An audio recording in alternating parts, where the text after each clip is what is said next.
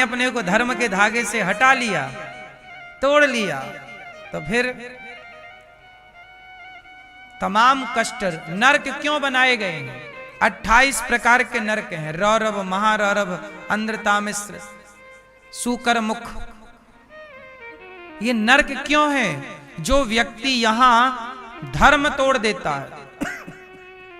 जैसे आज कोई व्यक्ति किसी को मार डाले, सताए, तो उसे जेल जाना पड़ता है। जेल में 12 साल 15 साल की उम्र कैद, और बड़ा अपराध है तो फांसी भी होती है। जैसे यहां पर दंड विधान है संसार में, ऐसे ईश्वर का भी तो अपना दंड विधान है। ईश्वर के दंड विधान को, भारत देश के दंड विधान को जेल कहते हैं, और ईश्वर के दंड विधान को नरक कहते हैं। जो आप करेंगे उसे भोगेगा कौन?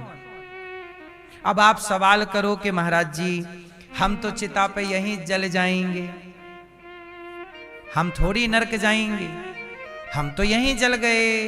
हाथ किया था पाप गला दबाने का, हाथ तो यहीं जल गया। हाथ तो किया था पुण्य किसी को रोटी देने का, हाथ तो यहीं जल गया।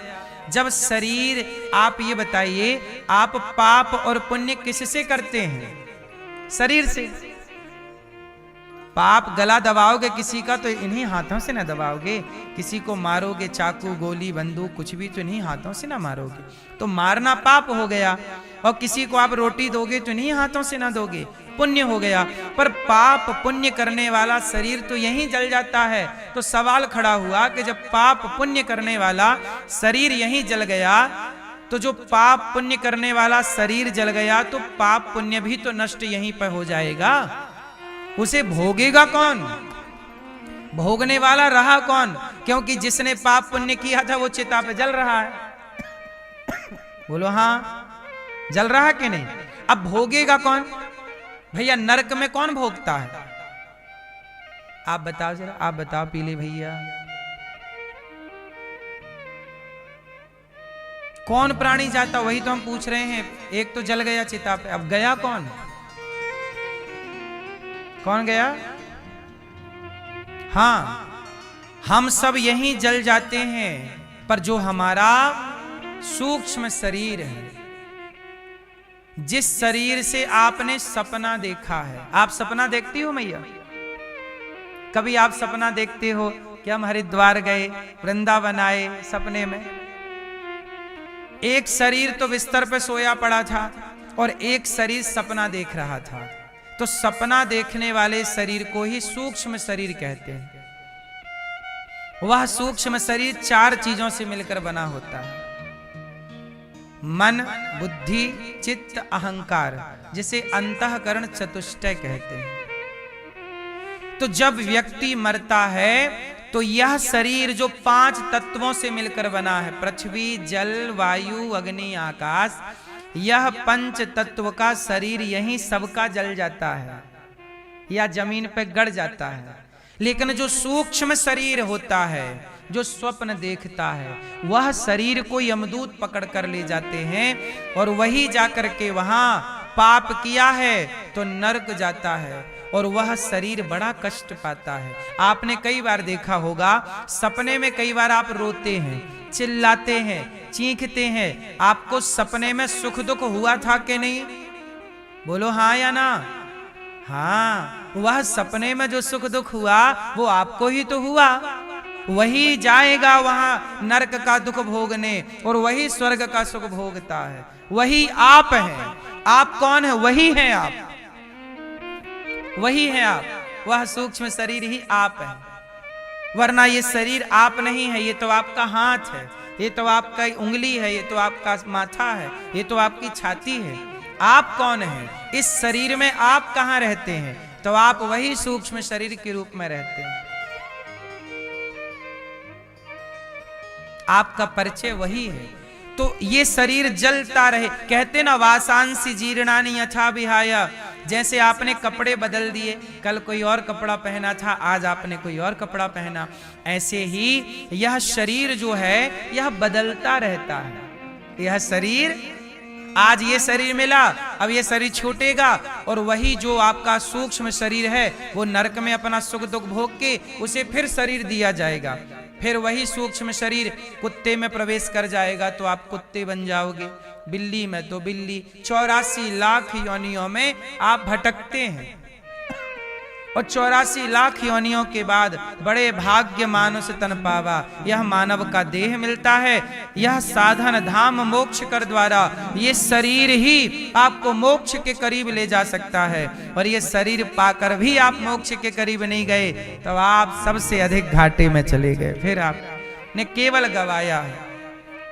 इसलिए कहता हूं कि जीवन मिला है तो मोक्ष जरूर पाइए। बात समझ में आई कि नहीं? मोक्ष के पास जरूर पहुंचिएगा, अच्छे कर्म ही आपको ले जाएंगे। इसलिए हम जो भोगते हैं नरकों में सुख दुख, वह हमारा सूक्ष्म शरीर होता है।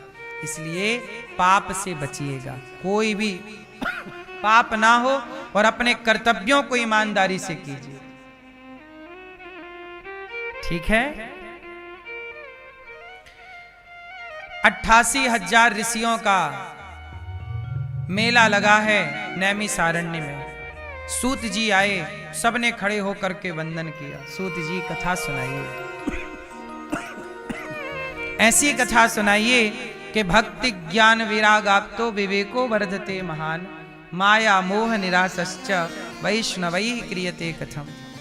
हमें ऐसी कथा सुनाइए कि कृष्ण की शाश्वत प्राप्ति हो जाए, हमें और कुछ नहीं चाहिए। अच्छा, कृष्ण की शाश्वत प्राप्ति क्या है? शाश्वत प्राप्ति क्या है? सब में, फर्स्ट में मैंने बोला सब में ईश्वर को देखना, सब में अपने कृष्ण को देखना, यही कृष्ण की वास्तविक प्राप्ति है। एक बार क्या हुआ कि सुखदेव जी परीक्षित जी को भागवत सुना रहे थे कि देवताओं के राजा इंद्र अमृत का कलश लेकर आए और बोले कि ये भागवत सुखदेव जी हमें सुना दीजिए, और परीक्षित जी को शाप लगा है 7 दिनों में मरने का, तो ये अमृत स्वर्ग का राजा परीक्षित को पिला दीजिए।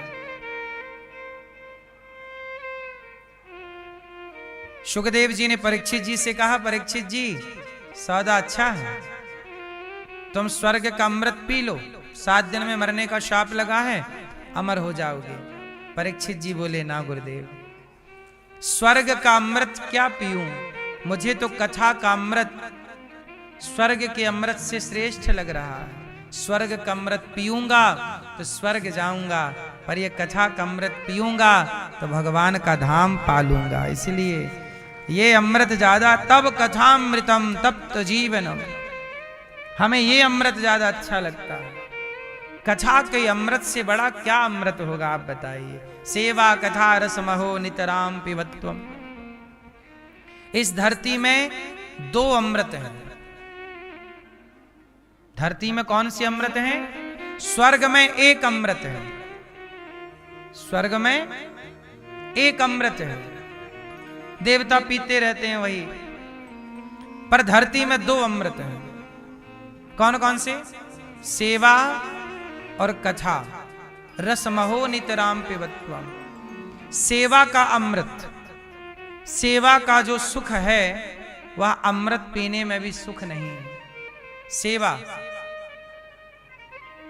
बोलो हाँ, क्यों मैया?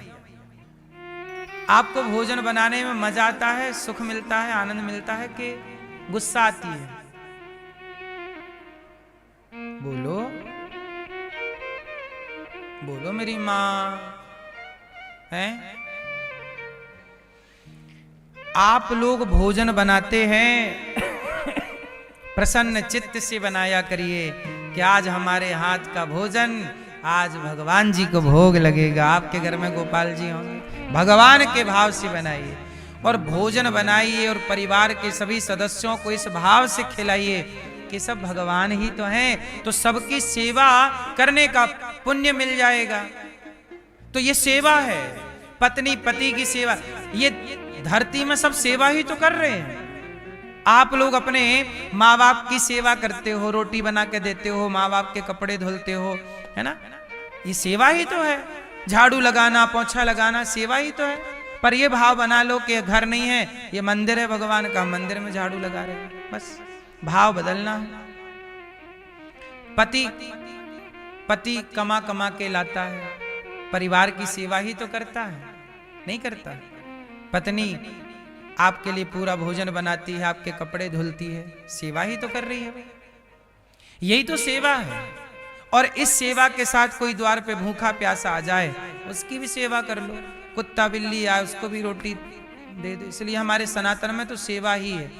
सबके घर में भोजन बनता है ना, तो पहली रोटी सबके घर से गाय की निकलती है, आखिरी रोटी सबके घर से कुत्ते की निकलती है। हम सनातनी तो सेवा से ही दिन की शुरुआत करते हैं। बोलो हाँ।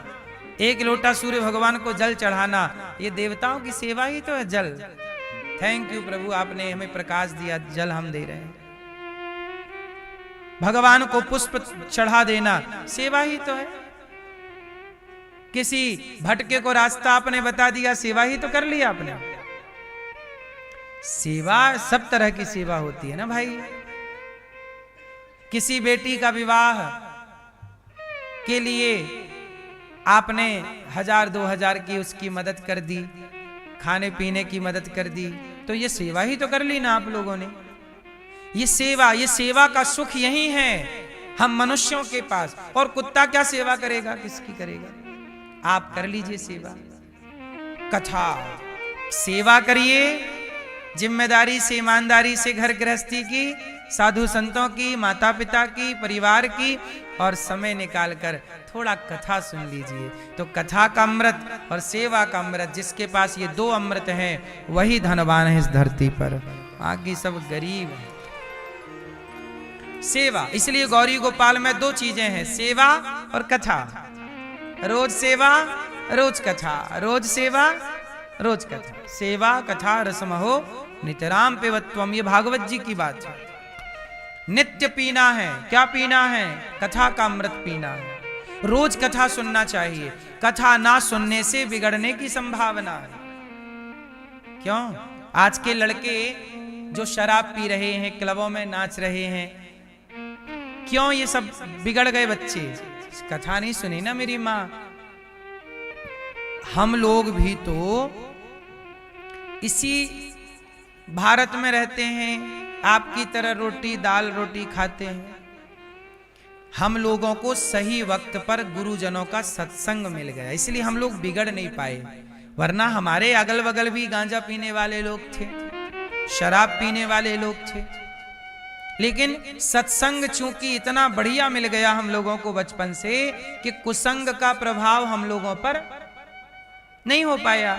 वरना कुसंग का प्रभाव देखो, गांजा पी रहा है मेरी उम्र का बच्चा, मेरी उम्र के लोग, मेरी उम्र के लोग दारू पी रहे हैं। बोलो हाँ। चरस ले रहे हैं, अफीम ले रहे हैं, और क्लबों में बढ़िया नाच रहे हैं ताता थैया करके, मुन्नी बदनाम हुई पर। हाँ या ना? तो संगत से गुण आते हैं, संगत से गुण जाएं। आप अपने बच्चों को कुसंग से बचा लेंगे तो आप जीत जाएंगे, और आप अपने बच्चों को कुसंग से नहीं बचा पाए तो आप हारे हुए माता पिता हैं। बस कितनी भी दौलत कमा लो, लेकिन आपके बच्चे यदि बिगड़ गए तो आपकी कमाई बेकार है। आपकी वास्तविक प्रॉपर्टी आपकी संतान है। सही संतान है आपकी तो आपका भी भला होगा, आपकी संतान से इस राष्ट्र का भी भला होगा।